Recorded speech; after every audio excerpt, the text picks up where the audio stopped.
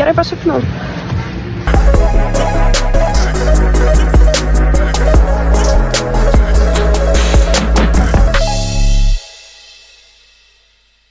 Anam video apie Nikaragvą visi ant manęs užpyko, kad pariau žiauriai ilgą intro, tai šį kartą nebus iš vis jokio intro, mes tiesiog keliaujam tiesiai į San Juan del Sur miestą ir aš jums pasakoju apie savo patirtį stovykloje Dream Sea. Kol aš jums rodysiu stovyklos aplinką, taip pat norėčiau pakalbėti apie sezoniškumą. Sausasis sezonas Nikaragvoje yra nuo gruodžio iki kovo, tačiau jeigu jūs domina surfinimas, jums reikėtų rinktis lietingąjį sezoną, kuris prasideda balandį ir baigėsi maždaug spalį. Lietingo sezono tikrai nereikia bijoti, nes lietus čia pakankamai retas, tačiau labai stiprus. Na, o patyrę surferiai tikrai žino, kad būtent per lietingą sezoną bangos būna žymiai švaresnės, tvarkingesnės ir dažniausiai galingesnės. Na, čia kaip matote, stovykla yra įsikūrusi nerealiai gražioje teritorijoje, kuria visiškai pilnai apsupta gamtos. Pirmame aukšte rasite registratūrą ir vietą pusryčiams, antras aukštas yra labiau skirtas čilinimui, o trečiame aukšte rasite jogos, meditacijos ir surfo teorijos labai mielą ir gražų kampelį. Kadangi aš keliauju viena, aš pasirinkau apsistoti bendrabutinio tipo kambaryje ir visas bendras paketas, kur dabar matysite šone, kas į jį įėjo, visas tas paketas man kainavo 500 eurų už savaitę. Taip pat paminėsiu, kad Dream Sea turi savo labai didelį stovyklų tinklą, tai jeigu jums netyčia visai patiks ši stovykla, tai pažiūrėkite ir kitas jų stovyklas, kurias galite rasti beveik visur pasaulyje. Man labiausiai patiko ši baseino teritorija, prie kurios mes galėjome atsipūsti po surfinimo, tik vienintelis labai didelis minusas, kad čia jie turėjo tik kėdes ir jokių gultų. Tai nebent galėjome čia ilsėtis ant savo rankšluostėlių. Taigi dieną pradėdavom nuo pusryčių, kurie kartu su vakarienė mums buvo įskaičiuoti jau į paketo kainą. Kiekvieną dieną galėjom rinktis iš skirtingų gal 4 ar 5 pusryčių variantų, tai maistu tikrai nesiskundžiu, viskas buvo labai skanu ir tikrai patiko. Prie pusryčių taip pat galėjome rinktis sultis, kavą arba arbatą ir visos dienos metu, kiek norėjom, galėjome nemokamai prisipildyti vandens, nes šiaip iš krano Nikaragvoje vandens gerti nelabai rekomenduojama. Turiu pripažinti, kad šį kartą Nikaragvoje nelabai valgiau vietinio maisto, nes tai dar tik mano kelionės pradžia ir aš tikrai savo skrandį, kuris ir taip yra žiauriai jautrus, tai valgiau tikrai labiau turistinėse vietose. Tai kainos, kad ir pusryčių kainos, tarkim, nežinau, koks burrito su kava yra apie $6-7. Bet lygiai taip pat laisvai, jeigu norite tiesiog nusipirkti kavos ant vandenyno kranto, tai galite sumokėti tiesiog $5 vien už kavą, kur buvau tiesiog šokiruota, bet vis tiek sumokėjau. Tai kainos labai varijuoja, tai jeigu norėtumėt sutaupyti, tai tiesiog reiks pasistengti ir paieškoti vietų, kur galima tai padaryti pigiau, tai tikrai galima ir pigiau pavalgyti ir išgerti, tiesiog reikia pasidaryti researcho. Pakalbėkime apie surfinimo teoriją. Pirmiausiai, manau, kad kiekvienam pradedančiam surfintojui tai yra pats svarbiausias dalykas, kurį suteikia surfinimo stovyklos. Surfinimas yra labai pavojingas sportas, taigi norint tai daryti saugiai yra būtina žinoti tam tikras teorijos taisyklės. Ir nors tai jau nėra mano pirma, antra ar trečia stovykla, aš vis tiek visada einu į surfinimo teorijos pamokas, nes kad jie tiesiog papasakoja jums apie bangos tipus, apie tai, kaip pasirinkti tinkamą vietą surfinimui, apie saugumo, surfo etiketą, lentos pasirinkimus, taip pat kaip skaityti surfinimo programėlės ir panašius kitus dalykus. Būnant vandenyje tikrai dažnai matau žmonės, kurie būna pasimetę, nežino kaip išvengti didesnių bangų, kaip daryti turtle roll ar duck dive ir būtent dėl savo nežinojimo jie yra pavojingi ne tik savo, bet ir kitiems surfintojams. Tikrai pažįstu daug žmonių, kurie per savo atostogas pasiema pavienės surfinimo pamokas ir jų surfinimo instruktoriai tiesiog nieko nepaaiškina ir paleidžia juos surfinti, tai dėl to žymiai labiau rekomenduoju surfinimo stovyklas, nes ten bent jau jums viskas bus paaiškinta absoliučiai nuo nulio ir patys suprasite, ką darote ir jausitės saugiau. Šiaip surfinimas Nikaragvoje man labai patinka dėl vieno paprasto dalyko, dėl to, kad čia yra pakankamai mažai žmonių ir aš nesuprantu kaip, bet pasirodo, kad surferiai tikriausiai gal nėra dar pilnai atradę šitos vietos. Tai tas dalykas mane džiugina labiausiai. Šiaip jeigu galvojat atvykti į San Juan del Sur miestą, tai aplinkui yra visai nemažai paplūdimių, kurie tinka surfinimui. Tai vienas iš jų yra Playa Hermosa, Playa Madera. Čia mes surfinam dažniausiai. Ir dar vienas yra El Remanso. Vienas dalykas, kuris man nepatinka ir kurį tikriausiai minėsiu dar ne vieną kartą, kad šiaip kainos Nikaragvoje yra kosminės. Reikėtų paklausti dar kažkokiuose labiau, gal tiksliau mažiau turistinėse vietose, nes faktas, kad aš esu apsistojus viešbutyje, kuriame jau viskas yra įskaičiuota į tą stovyklos kainą, bet šiaip manau, kad jeigu tiesiog atskirai nuomuotis lentą tikrai būtų pigiau, bet vis tiek dar yra nuvežimas į paplūdimį, grįžimas iš paplūdimio, visi šatlai, motorolerio nuoma, jeigu reikėtų, visi šie dalykai tikrai susideda. Taigi man tikrai atrodo, kad apsimoka rinktis stovyklą, nes 500 eurų už savaitę nėra jau tiek daug, kai žinai, kad beveik viskas yra įskaičiuota. Kaip ir sakiau, pusryčiai bei vakarienės, visi nuvežimai, parvežimai, surfinimo lenta, surfinimo instruktoriai ir papildomos pramogos, apie kurias papasakosiu šiek tiek vėliau. Taigi, kaip atrodo eilinė mūsų diena? Tai atsikeliam, papusryčiaujame, turime jogą ir keliaujame į vieną iš surfinimo paplūdimių. Kaip ir minėjau anksčiau, dažniausiai keliaudavom į Playa Madera, nes šis paplūdimys buvo arčiausiai mūsų surfinimo stovyklos. Tai labai populiarus spotas su stabiliomis bangomis ir dar vienas labai geras dalykas, kad jis turi vietų, kurios tinka tiek pradedantiesiems, tiek vidutinio lygio surferiams.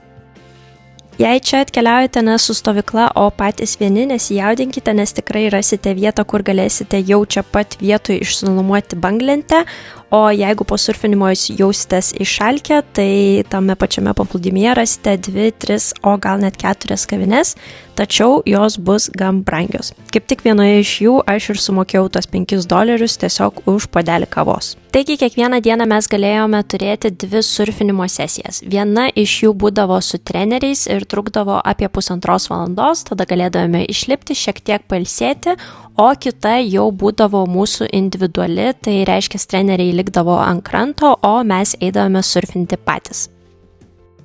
Na, dabar trumpai apie Playa Remanso, mano patį mėgstamiausią paplūdimį, nes jame rasite ramiausias bangas, kurios yra švelnios ir pakankamai lėtos. Gali būti didesnės, gali būti mažesnės, taip pat tiktų ir longboardui.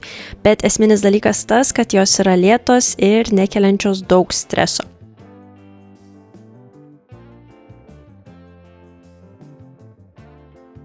Na, o čia sveiki atvykę į Playa Hermosa paplūdimį, kuriame kažkaip ir sugebėjau prasikirsti savo nosį su banglente. Šis paplūdimys yra toliausiai nutolęs nuo San Juan del Sur miesto ir taip pat jis yra mokamas, jeigu atvykstate čia patys vieni. Bangos čia yra stipriausios iš visų prieš tai minėtų paplūdimių, taip pat dažnai jos čia būna ir didesnės bei galingesnės. Šis paplūdimys yra gan ilgas ir platus, taigi turi net keletą surfinimo vietų, dėl to surferiai nesusiploka visi į vieną spotą. Net jei ir nesurfinate, mielai siūlyčiau čia atvykti tiesiog pažaisti paplūdimio tinklinį, pasideginti ar kažko užkasti čia esančiose kavinėse. Tai čia aš noriu įsiterpti ir papasakoti apie tai, kaip aš sugebėjau praskirsti tą nosį. Tai žodžiu, labai trumpa istorija. Tai jeigu eisite į surfinimo teoriją, jums visą laiką pasakos, kad kai jūs įkrentate į vandenį, jums visą laiką reikia užsidengti galvą. Tai aš jums dar kartą pakartosiu, kad jums būtina užsidengti galvą, bet ne tik galvą, bet pasirodo, kad dar ir veidą. Tai iki to įvykio aš visą laiką dengdavausi galvą šitaip. Ir tiesiog, kai aš įkritau, nežinau, viskas įvyko taip greitai, aš užsidengiau galvą, gal nesuglaudžiau rankų ir aš pajaučiau, kaip man ta lenta tiesiog įvažiavo tiesiai į tą tarpelį, kuris buvo likęs. Ir aš net prisimenu, kad aš išgirdau tokį cink garsą. Na ir aš tą galvoju, iš esmės viskas, susilaužiau nosį. Aš išnirau pradžioj lyg ir nieko, nes aš savo pradėjau liesti savo nosį, galvoti, ar mano nosis apskritai dar vietoj. Tai jinai buvo vietoj, bet tada aš įsigandau, kai aš paliečiau nosį ir mačiau kraują ant savo rankų. O kitas dalykas, kad aš išsigandau, aš aišku pradėjau staigiai, greitai daryti, tikrinti, ar mano nosis vieto ar ne, tada pradėjo piltis daugiau kraujo ir aš pajaučiau tą tokį griovelį ir tada aš galvojau, tas prakirtimas buvo visiškai mažas, bet kadangi aš surfinau viena ir šalia nebuvo kitų žmonių, aš negalėjau paklausti, ant kiek blogai tai atrodo ir aš įsivaizdavau, kad ten jau toks plyšys yra ir kad ten man pilasi kraujas ir lūžo nosis ir visa kita. Tai dabar po šito įvykio, ką galiu jums patarti, arba uždarinėti rankas pilnai, nes reikia saugoti ne tik galvą, bet ir veidą. Arba kitas dalykas, kaip aš dar mėgstu užsidengti, tai viena ranka eina veidui pilnai, o kita eina galvai. Tai tiek surfo teorijos iš manęs ir kviečiu toliau žiūrėti video.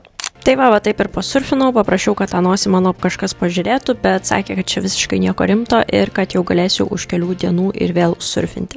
Na, o po kiekvienos surfinimo sesijos mūsų laukia kelionė atgal ir, žinoma, visokios vakaro veiklos bei skaniausia vakarienė. Tai tik dar norėjau priminti, kad iš visų mano kelionių galite rasti specialiai sukurtus savarankiško keliavimo gidus ir juos galite rasti mano elektroninėje svetainėje www.spalvotampasauli.lt. Taip pat ten galite rasti naudingų blogo įrašų apie, saugumo taisyklės, apie solo keliavimo kažkokius ypatumus ir šiaip apie viską, ką reikia žinoti ne tik solo keliautojams, bet ir apskritai visiems keliautojams, kurie mėgsta savo keliones planuoti savarankiškai. Na, o dabar apie vakaro veiklas. Šiaip, kodėl man taip stipriai patinka keliauti į surfinimo stovyklas, tai vien dėl to, kad tu gali susipažinti su nerealiausiais žmonėmis, o prie to pačio dar ir žinai, kad jūs visus vienyje tas pats pomėgis. Tai viena iš vakarų buvo organizuojamas paplūdimio piknikas, kur mūsų laukia užkandžiai, gėrimai, stalo žaidimai, bet iš esmės šis vakaras buvo skirtas tam, kad mes geriau susipažintumėm vieni su kitais. Kas man dar labai patinka Nikaragoje, kad keliaudamas solo pastebėjau, kad aš žinau šitą dalyką, bet tikrai tuo įsitikinau, kad čia keliauja šiek tiek vyresni žmonės. Ačiū Dievui, kad čia nėra taip kaip Baliai, kad yra be galo daug 18-mečių, kurie tiesiog nusigeria, nustūsino ir viskas apie tai. Tai čia matosi, kad žmonės gal šiek tiek labiau turintis pinigų, norintis surfinti, norintis keliauti, norintis pašnekėti, papasakoti apie savo gyvenimą. Matis, kad visai kitokie žmonės čia keliauja. Ir nesupraskime neteisingai, nes Nikaragoje tikrai galima turėti pakankamai gerų vakarėlių, tokių kaip Sunday Funday, Popojo's Secret, Leone vakarėlis po nusileidimo nuo vulkano. Taip pat Treehouse Rave. Yra tikrai didelių gerų vakarėlių, bet Balyje aš kažkaip pajaučiau, kad tie 17-iniai, 18-iniai tiesiog yra užvaldę Balį ir tiesiog viskas yra apie gerimą ir kokiam vakarėlį užsibaigsim šiandien. Tai man šitas vaibelis čia Nikaragoje, tas toks labiau pagal tos žmonės, kurie čia yra susirinkę, man pati nuotaika yra žymiai fainesnė. Tai tik dar kartą paminėsiu, kad šiaip Dream Sea viešbutis ir pati stovykla nėra pačiame San Juan del Sur miesto centre. Dėl to mes kiekvieną dieną turėdavom po vieną arba 2 nuvežimus į miesto centrą pagal tai, kaip mes paprašydavom. Vis dėlto, jeigu nepavykdavo suorganizuoti nuvežimo iš viešbučio į miestą, visą laiką galima išsikviesti taksi, tik tiek, kad taksi kaina už 15 minučių kelią yra apie 15 ar 20 dolerių. Pats San Juan del Sur miestas tikrai nėra labai didelis, labiau turi 2 ar 3 pagrindinės gatves ir skirtas tam, kad užsuktumėte, nusipirkti kažkokių suvenyrų ar skanėstų. Nors ir buvo sakoma, kad vakarai šiame mieste nėra taip labai saugu, bet aš net ir sutemus jaučiausi gan gerai. Dar viena vakaro veikla tai kelionė į tikriausiai ryškiausią ir populiariausią turistinį objektą San Juan del Sur mieste. Tai yra ant kalno pastatyta milžiniška Jėzaus Kristaus statula, nuo kurios matosi visas miestas. Šią statulą miestui padovanojo vienas iš žymių Nikaragvos verslininkų po to, kai jam pasisekė išgyti po labai sunkios ligos. Šią statulą jis pastatė kaip padėką pačiam Jėzui Kristui ir tiesiog norėjo sukurti mieste tokią vietą, kur įkvėptų žmonės tikėjimui. Kadangi mes atvykome čia su stovykla, tai mums įėjimas nekainavo visiškai nieko, tačiau žinau, kad jeigu atvyksite patys, gali tekti susimokėti keletą dolerių. Ir tikrai labai rekomenduoju čia atvykti būtent per Saulėlydį, nes galėsite pamatyti tikrai įspūdingą miesto panoramą. Na, o po visų vakaro veiklų mūsų kiekvieną vakarą laukdavo skani vakarienė. Maistas tikrai labai įvairus, nuo vietinio iki burgerių, tako, ledų, žodžiu, visko, ko tik užsinorėsite. Taip pat, jeigu esate vegetaras ar veganas, jie turi specialius patiekalus pritaikę ir jums. Man labiausiai patikdavo tas faktas, kad nors jie turėjo daug stalų, bet mes susispausdavom kėdes taip, kad visi vakarieniaudavom prie vieno stalo, kas tikrai padėjo jaustis kaip vienai dideliai šeimai. Tai va, šiandien toks trumpesnis video vien tik tais apie surfinimą, jeigu kažką domino būtent šita stovykla, o jūsų dar laukia dar vienas video iš Nikaragvos, būtent apie tikriausiai mano patį mėgstamiausią miestą Popojo. Ir nežinau, kada aš kaip nors sumontuosiu tą video, tikriausiai irgi artimiausių metų. O kol laukiate video, visą laiką kviečiu užsukti į mano Instagramą, taip pat kviečiu užsukti į mano elektroninę svetainę www.spalvotampasauli.lt ir nežinau, komentuokit, rašykit, sharingit, nežinau, kažką darykit, žodžiu, kaip norit, bet privalot kažkaip mažiem kūrėjam išreikšti savo palaikymą. Tiek iš manęs šiandien. Malonu, kad vis dar čia esate, sekate ir darote visą kitą. Man ačiū ir susimatysim jau labai greitai.